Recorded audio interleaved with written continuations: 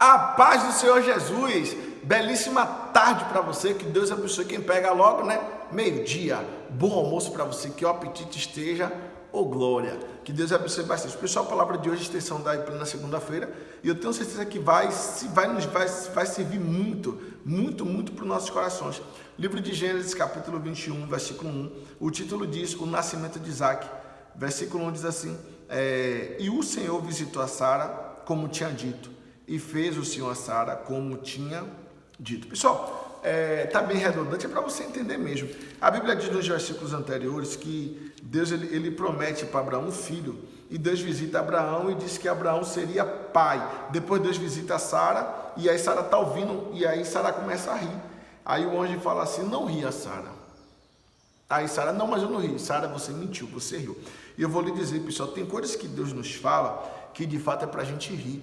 Eu mesmo tenho um testemunho de minha vida que eu já vivi isso aqui, tá? Quando Deus falou uma vez para mim que eu iria casar com a esposa que eu tenho, que é a Aline, e eu na hora eu não entendi direito aquela situação, e também não sei, porque a Aline sempre foi minha amiguinha de escola, de igreja, perdão.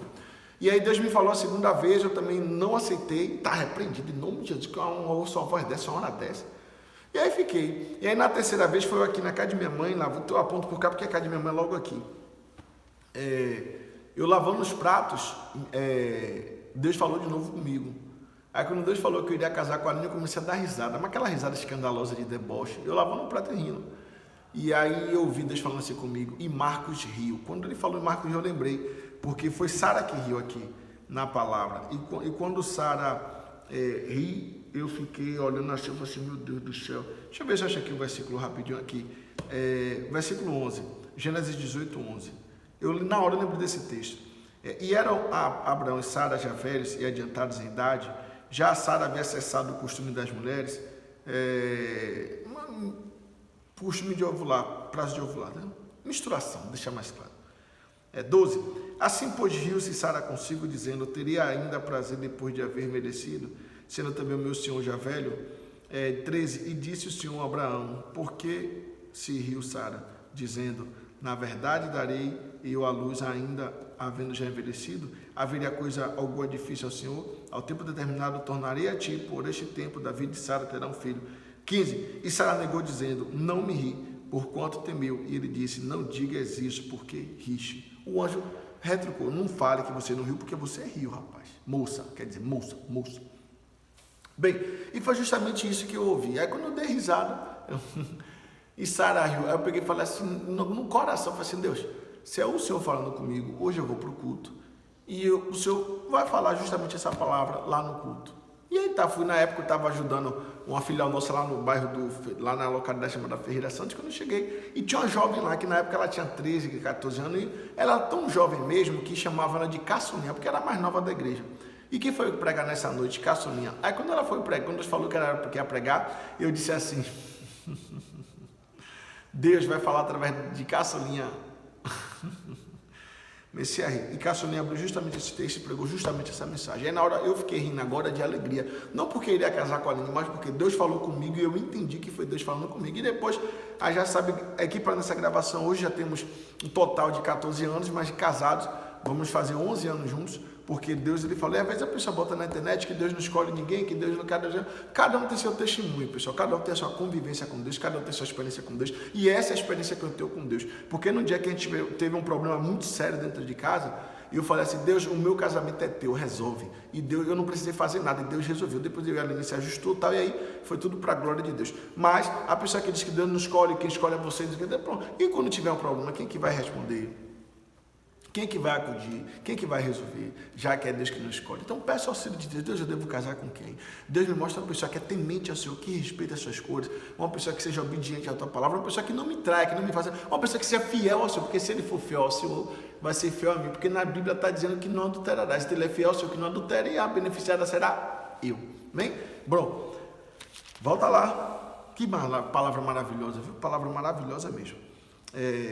Gênesis 21, e o Senhor visitou a Sara, como tinha dito, e fez o Senhor a Sara como tinha dito. Pessoal, se Deus ele prometeu, ele vai fazer. O problema é que às vezes a gente está atrás de muitas coisas, a gente ouve muita coisa, muita gente, e o mais importante é a gente não ouve a Deus, não ouve a palavra de Deus. Ouvir a palavra de Deus, pessoal, eu ouvir o que está escrito na palavra dele. E às vezes a gente se atrapalha, às vezes a gente fica ouvindo um, ouvindo outro. Deus fala com a gente através da palavra. Você tem que pedir: Deus, me dá um coração sensível, me dá um ouvido inclinado à tua palavra. E ele vai dar, versículo 2: e concebeu Sara e deu à luz, e deu a Abraão um filho na sua velhice, ao tempo determinado que Deus lhe tinha falado. E aí, Deus cumpriu ou não cumpriu? E aí, Deus fez ou não fez? Deus fez, pessoal. Deus ele está disposto a fazer na minha vida. Deus ele está disposto a fazer na sua vida. Mas para isso temos que acreditar nele. Temos que crer. O que o anjo falou para Sara é que eu digo para você através dessa mensagem.